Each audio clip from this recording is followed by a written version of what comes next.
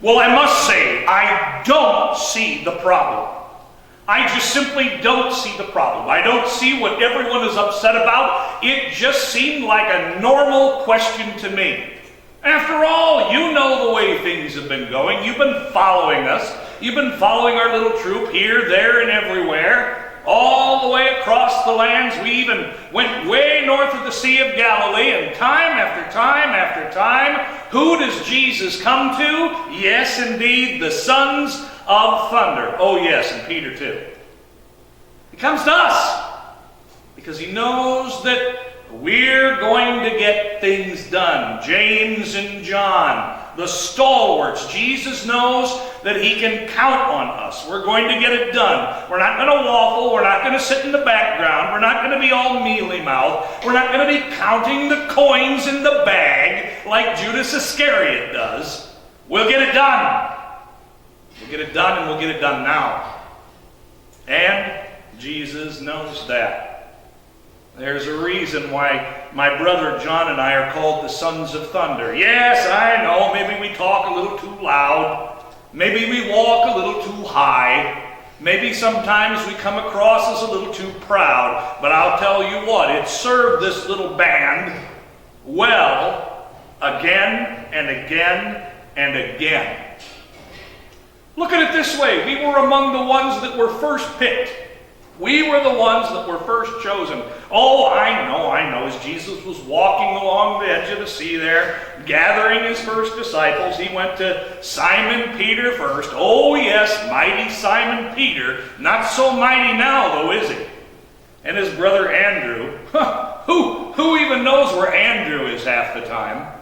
And then comes around the corner, and there we are, James and John, the sons of Zebedee. Follow me, Jesus says, and immediately we dropped our nets and we followed him. Now, you know our family history, right? You are aware of the way in which we are entwined. And, of course, that makes perfectly good sense. Now, our mother as Salome, right? Zebedee and Salome. Salome is our mother. Salome is the sister of Mary, Jesus' mother. Makes us cousins. It's all one big happy family, isn't it? So once again, this thing is just all in the family anyway. I don't see what the problem is. All the rest of them, they've got to learn to deal with it. We've got this thing locked up tight. We count on Jesus, and Jesus counts on us, or at least he did, until we failed him. Well, we'll see how that all turns out. Oh, I can see what I'm doing is I'm just confusing you. I don't mean to confuse you. I know sometimes I get all fired up like a big old bear, and I get rolling down, and I'm gonna start over and start at the beginning. At least the beginning of our ministry. The beginning of those things in Jesus' ministry that really matter. You know, when I saw Jesus, and trust me, I grew up with him. We saw him every once in a while. Not really a super close-knit family. I don't know. We probably saw Jesus. We visited maybe, 3-4 times in all of our childhood. You know, kind of a quiet guy, but a very, very incredibly intense nature. Very learned, very smart. All I can tell you is that Jesus has the glare of a lion. Oh yeah. When he latches onto you and he focuses on you, you can't help but follow the man. And then his words are just pure wisdom. And the way he speaks them, they go beyond wisdom. They go to the soul. They go to the heart. And so what is it? What is it that John and I were to do when he said, throw down your nets and follow me? Why, if I looked at those nets, I looked at my life of drudgery working on those nets, and I thought, you know what? Let's just head off with the cousin. Let's head off with the cousin. Let's see where this goes. Threw everything down. And John and I, we just very excitedly got up and followed Jesus. And I'll tell you, that man, that Jesus, he has a way of getting into your heart. He has a way of melting down all your resistance. Of course, his ability to work incredible miracles doesn't hurt. And I've seen the miracles. I know that he is the Messiah. I know it in my heart. I know it in my mind. I will follow that man all the way unto death. I have pledged my life to his cause. So that's us following Jesus. Well, what's the first thing? Let's see the first thing where he kind of selected us. Now, I want you to understand that within the 12 disciples, there's kind of what we laughingly refer to as the triumvirate, and that's the three of us. Anytime you see anything important being done, it's always Peter, it's always James, and it's always John. Peter, James, and John every time. He gathers the three of us up, we go with him, we go here, there, and everywhere. You just test it. There's some people that are starting to jot this stuff down on paper now. You just read it and you find out for yourself. The three of us, Peter, James, and John, called for just about everything. Why? Because he knows that he can count on us. He knows it. Peter's got the mouth. I've got a mouth too, but I've also, got the ability to carry things and get us where we need to go. And John, well, he just always seems to have his head in the clouds. He definitely is able to look at Jesus and see Jesus as that Son of God. More so maybe even than I can. I'll bet someday he writes a book, that John. I'll bet he does. And I wouldn't be surprised if it's, probably a little more heady than the rest of us.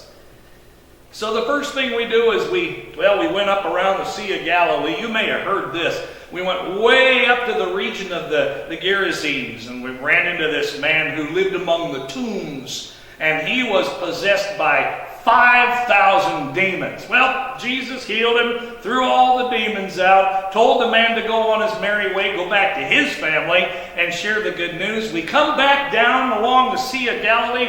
Right after that, we land on the shore, surrounded immediately by people. Now, it's my job, and I don't do it with anger. I don't do it with rancor. I'm not overly violent, but sometimes a little nudge to get him out of the way kind of helps Jesus get where he needs to go. I kind of walk in the front, and they take one look at me, and I kind of give them a little bit of a nudge. They don't call me James the Greater for no reason at all, right? Unlike James the Lesser. Put that up there, huh? So, the leader of the synagogue, the master of the synagogue, falls down at Jesus' feet. The man's name is Jairus. And Jairus says, "Oh, my little daughter is dying. Please come and put your hands on her so that she will be healed and live." Well, you know what? This sounds like a good deal, right? I'm looking at this and I'm thinking, wow, this is a great way to get started. Now that we're not up in that land of the Gerasenes where the crazy people live. Now we're down here, back in the land of the Hebrews. And what's the first thing we can do? We can earn the favor of the master of the synagogue. That's good in my book. So we're walking along, and Jesus is like, "Yeah, sure, just show me where the place is. I'll follow you." And we're making our way through town when all of a sudden the crowds just crowd around. It's a crushing situation. I'm trying to force a path for Jesus. I'm trying to get through the people, but they're just crowding around. It's incredible. Just like bees on the honey, right? And I see this lady, and I know she's trouble. I know she's trouble from the word go. This little old lady, she's come walking up, and she comes up and she sneaks up behind Jesus. No kidding. She sneaks up behind him, and she reaches out and she touches his robe. Come to find out later, this woman suffered 12 years with the problem of bleeding. You know what that means? That means that she was unclean. She was unclean. She needed to be ritually purified according to the Jewish law. She comes walking up behind Jesus, sneaking up behind him, honest to goodness, touches his robes, and immediately she must have been healed. I mean, I didn't see much going on there, but Jesus stops. Stops and just stops. And we're all looking at him, and he says, "Well, who touched my clothes?" I don't know. I guess he felt power go out of him. I guess he felt power go out of his robes. And who touched my robes? I wasn't the only one. John, my brother, and a couple of the others that, decided to pull their heads up and see what's going on, right? We say, "You see the people crowding against you? Are you serious? And yet you ask, who touched me?" Do you see what's going on here, Jesus? And the woman, she falls down. As soon as Jesus locks eyes on her, she falls down in front of him and she starts confessing what she did. She tells him what she did. And Jesus says, "Daughter, your faith has healed you. Go in peace and be freed from your suffering." Now look, I got no problem with Jesus healing who Jesus wants to heal. But this woman put us off schedule. She put us off schedule. As soon as that's done, who do we see? And there's Jairus, right? Jairus is walking along the whole way with us, looking over. I can see this man's getting more and more nervous. His daughter's dying a few blocks down. And Jesus stops to heal this woman. Once again, great thing, but boy, the timing sure could be a little better. And here comes Jairus' servants. "You don't even have to bother. Your daughter is dead," they said. "Why bother the teacher anymore?" I figured we blew it. That was it. That was our chance to really get in, get a good connection there. Right as we come off the boat for the Sea of Galilee. And Jesus, of course, Jesus, you have to love him. You have to love him. Nothing stops this guy. I'm telling you, nothing stops him. He looks at Jairus. He can see Jairus' face is all drawn and ashen, and the man's about to pass out. And he says, "Don't be afraid. Don't be afraid. Just believe." And on we go. Keep a-walking towards Jairus' house. Except, Jesus says, "I'm only taking 3 of you with me." And guess who it is? You got it. Peter, James, and John. Not going to be the last time you heard that. Peter, James, and John. So we approach Jairus' house. People are outside a-weeping and a-wailing. Oh my gosh, there's a commotion, so much so that Jesus even calls it out. He says, "Why all this commotion and wailing? The child is not dead, but asleep." Boy, did they laugh. They ridiculed Jesus to his face with their laughter. I mean, it was so brazen, it almost burnt my skin. People showing their scorn. Jesus was late. We finally go into the house. And Jesus gathers up Jairus and the mother and the 3 of us. We all go up to the chamber where the little girl, the 12-year-old girl, is laid out on the bed. And he walks up to her and touches her with his hand and he says, "Talitha kum." Talitha kum, which means, "Little girl, I say to you, get up." And immediately she gets up. She gets up and she starts walking around. And then he tells her to get something to eat. And they give her some food. This is the first time that we'd seen this. First time, wouldn't be the last. This is the first time we'd seen this. We were shocked to the core of our being. Jesus raised somebody from the dead. Incredible. And so we're looking at this little girl prancing around her room, and we're just like elated beyond all belief. We're surprised. I wanted to shout it from the rooftops. I wanted to go up to the top of Jairus' house, and I wanted to scream it out with my big broad voice to everyone who would listen, "The Messiah is here! The Messiah is here!" And do you know what Jesus said? Jesus says, "No, stay silent. Stay silent." You don't know. The sons of thunder, that's one of the worst things you can say to us. Stay silent. But silent we stayed. You don't disobey the Lord and the Master. I didn't really know then what he was trying to accomplish, but I did learn later on. Another thing you've undoubtedly heard of, the Transfiguration. Right? You've heard of these things that Jesus, once again, who's Jesus call on? He calls on the 3, Peter, James, and John. Why? I don't know. Are we his favorites? I don't know. We're related to him, at least the sons of thunder are. Maybe he just kind of likes to have us along to see what he can do. I don't know. The Transfiguration, we are chosen, and up we go. Now, before I get to the Transfiguration, I got to share something with you. Well, maybe old James is getting a little too big for his britches. Wouldn't be the first time it ever happened. But I'm looking at this, And I'm saying, why is it that Jesus chooses us three every time? Every time, Peter, James, and John. You just mark it.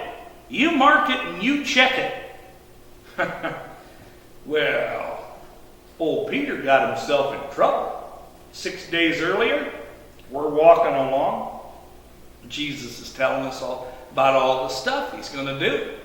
We're going to get to Jerusalem 6 days now. Mind you, before this, we're making our way to Jerusalem, and Jesus is telling us all kinds of crazy stuff. Now, this isn't the first time we've heard it. He's telling us that we're going to go to Jerusalem. He's telling us that he's going to be arrested. He's telling us he's going to be put in trial. He's going to be whipped. He's going to be beaten. He's going to be scourged. He's going to die on the cross. Die on a cross. This guy, the guy that heals everybody, he's like one of the meekest, mildest, most lovable guys I know. I just want to go up to him and just give him one of those, you know. There, he says, I'm going to be arrested. Going to be put on trial, going to be hung on a cross, and I'm going to die, and then I'm going to rise from the dead 3 days later, whatever that might mean. Now, Peter, you know, Peter's the spokesman of the group, supposedly, the first to be called, pulls Jesus over, just starts rebuking him. Oh, Lord, no, surely not you, Lord. Well, I got to share it with you. We're all thinking the same thing. But Peter's the one that's got the guts to say it. I'll give the man credit on this one. And you know what Jesus says to him? Get behind me, Satan. You get behind me, Satan. You do not have in mind the things of God, but the things of men. Ho, ho, ho, ho. Old Peter got knocked down a notch on that day. Who do you think the number ones are now? The sons of thunder. You betcha. Me and my brother. Oh, we just kind of tease around with one another a little bit. Now we go up to the Transfiguration. Well, there's the three of us following Jesus all the way up to the top of this high mountain. And there we see one of the most incredible things that I have ever seen in my life, and I don't think I'll ever see the like of it again. All of a sudden, Jesus, his robes, they just shine with the brightest light. They're transfigured before us. His clothes become dazzling white, whiter than anyone in the world could bleach them. And then you know who shows up? Moses and Elijah. Moses and Elijah. And Jesus goes up to him. He starts talking to him. I have no idea what they're talking about. I'm just sitting there trying to take the whole thing in, scratching my head, my eyeballs as big as saucers. And then who has to talk? Peter. Peter's got to open his mouth and he's got to say something, doesn't he? Rabbi, it's good for us to be here. Let's put up 3 shelters. One for you, one for Moses, and one for Elijah. That was just silliness. You don't think so? You go ahead and you check it out. He didn't know what he was saying. We were all scared to death. We didn't know what the heck was going on. But old Peter had to open up the chops and say something, didn't he? Well, finally this cloud comes in. Surrounds all of us on all sides. This thick cloud. And we hear a voice. This is my son whom I love. Listen to him. And then the cloud departs. We hear the voice of God. Oh yeah. It had to be the voice of God. And once again, I wanted to just shout it from the rooftops. As soon as we stepped down off of that mountain, I wanted to talk about God's glory, how God was on our side, how we were going to go to Jerusalem, probably throw off the shackles of Rome, take the capital. Let's do it. And Jesus says, silence. Silence? You just glowed. We just heard the voice of God. This is my son whom I love. Listen to him. And he says to us, he says, I don't want you to say anything about this. I don't want you to talk about this at all until I've been raised from the dead. Raised from the dead. There he goes again. There he goes again, talking about death. Talking about being raised from the dead. I'll tell you what, we didn't want to talk to him the whole trip back. We just kind of questioned among ourselves on the way back. talking to ourselves. Oh, you don't believe it? You go ahead and believe it. And then Gethsemane. I don't know where Jesus is now. He's been arrested. They took him away. But once again, I'm getting ahead of myself. Gethsemane was just yesterday. Just yesterday, once again, who goes with him into the Garden of Gethsemane? You should just be able to say it now. Peter, James, and John. The three of us follow Jesus into the Garden of Gethsemane. Sit here while I pray. Oh, I wish I could have this day back. Have you ever had a day where you wish you could just have it back? You wish you could just dial back the 24 hours and just do something different. Well, that's how I feel today. There we were in the Garden of Gethsemane. Sit here while I pray, he said. My soul is overwhelmed with sorrow to the point of death. Stay here and watch. And we fell asleep. We fell asleep, and we didn't just do it once. 3 times he comes back. Simon, he said to Peter, are you asleep? Could you not keep watch with me 1 hour? Watch and pray so that you will not fall into temptation. The spirit is willing, but the body is weak. And he takes off again. And I don't know what he's doing. We can hear him mumbling. Off far, he goes to a whole other part of the garden to pray. And he comes back and we're sleeping again. Are you still sleeping and resting? He says after the 3rd time. Enough! The hour has come. Look, the Son of Man is betrayed into the hands of sinners. Rise, let us go. Here comes the betrayer. And here comes Judas Iscariot. Judas Iscariot. And he betrays the Savior with a kiss. Kisses him right on the cheek. Well, Peter, I tell you what, I know I come down pretty heavy on this guy. I think it's just because, well, I'd probably feel different about him if he was one of the sons of thunder, but he's not. He pulls a sword. I didn't even know he had one. He pulls a sword out of a scabbard, flashes in the air, and it cuts off one of the servant's ears, the servant named Malchus. And Jesus, just as he does over and over again, every time that John and I wanted to stand up in power and rage, tell everyone that the Christ was here. What does Jesus say? Am I leading a rebellion that you have come out with swords and clubs to capture me? Every day I was with you teaching in the temple courts, and you did not arrest me, but the scriptures must be fulfilled. He heals the man's ear, attaches the man's ear back to his head, rebukes Peter, and then we all ran. We all fled. What was that Jesus said at the end? But the scriptures must be fulfilled. I mean, it goes without saying, I guess, that Jesus knows a lot more about everything than I do. I sometimes feel as though I'm a bull just trying to make its way through a room full of straw, afraid to break this and break that. The scriptures must be fulfilled. And looking back, I want to tell you about that time, and then I'll weary your ears no more. The time when, well, now I look back and I feel embarrassed and I feel kind of silly. We got in trouble with the disciples. John and I did. The sons of thunder. We got in trouble. You know, we figured we were probably in our ascendancy. Peter, well, he'd been declared as Satan by then. And, well, we just kind of felt all high and mighty and powerful. John and I did. We were the leaders. We thought, well, surely we're going to be the leaders. We went and talked to our mom about it. And you know what our mom says? She says, look, I know my sister. Look, I know Jesus. You go tell him this. Well, I mean, I hate to push everything off on dear old mom. Let's just say John and I were in it from the beginning. Teacher, we want you to do for us whatever we ask of you. He says to us, what is it you want me to do for you? And we said, grant us to sit, one at your right hand and one at your left, in your glory. Now think about it, folks, logically. We're blood. We're blood. He's our cousin.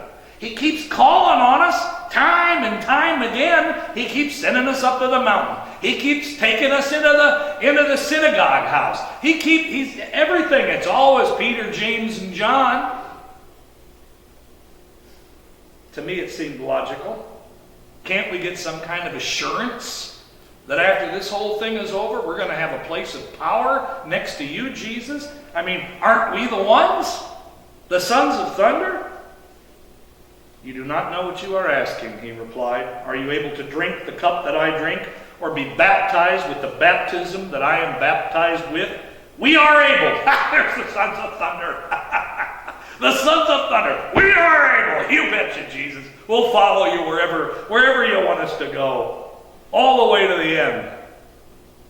He says, the cup that I drink, you will drink. The baptism with which I am baptized, you will be baptized with. But to sit at my right hand or at my left is not mine to grant, but it is for those for whom it has been prepared. Oh, and then here come the disciples. Oh, and they're not pleased. They're not pleased. And then Jesus spoke the words that stuck with me, and it stuck with me to today. You know that among the Gentiles, those whom they recognize as their rulers lord it over them, and their great ones are tyrants over them.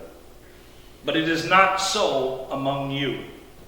But whoever wishes to become great among you must be your servant, and whoever wishes to be first among you must be slave to all. For the Son of Man came not to be served, but to serve, and to give his life a ransom for many.